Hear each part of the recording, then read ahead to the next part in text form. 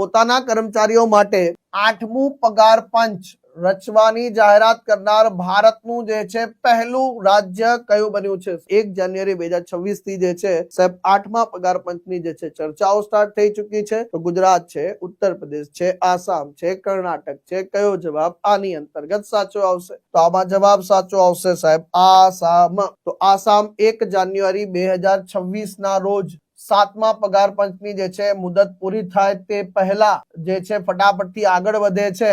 8મું રાજ્ય પગાર પંચ રચવાની જે છે રચના કરે છે અને આમ કરનારું જે છે ભારતનું પહેલું રાજ્ય બની જાય છે મિત્રો. આના અધ્યક્ષ તરીકે આસામ રાજ્યના પૂર્વ મુખ્ય સચિવ સુભાષ દાસ સાહેબ જે છે એમને અધ્યક્ષ બનાવવામાં આવે છે. સામાન્ય પ્રથા મુજબ 8મું રાજ્ય પગાર પંચ તેના ભલામણો જે છે 18 મહિનાનો સમય લેશે. પણ આ લાગુ ક્યારથી કરવામાં આવશે? તો આ લાગુ કરવામાં આવશે 1 જાન્યુઆરી 2026. ભલે આનો ટાઈમ વધારે લાગે કે ભાઈ કેટલો પગાર વધારો કરીશું નહીં કરીશું સાહેબ, એ બધા કરતા વધારે જો વાત કરીએ તો આમાં મહત્વપૂર્ણ બની જાય છે કે ક્યારથી આનો લાભ મળવા પાત્ર રહેશે સાહેબ. તો આનો લાભ મળવા પાત્ર રહેશે સાહેબ અહીંથી જે છે એ બાબત આપણે ધ્યાન રાખવાની છે. તો જે છે 2027 ના અંતમાં જે છે શરૂઆતમાં થઈ શકે છે આનો લાભ, એટલે કે લાભ આવતા હજી સમય લાગશે પણ લાભ મળશે 1 જાન્યુઆરી 2026. પગાર પંચ એટલે કે ભાઈ પગાર જે છે સમય પર જે છે સામાન્ય રીતે દર 10 વર્ષે જે છે સાહેબ કેન્દ્ર સરકાર અને જે છે રાજ્ય સરકારો જે છે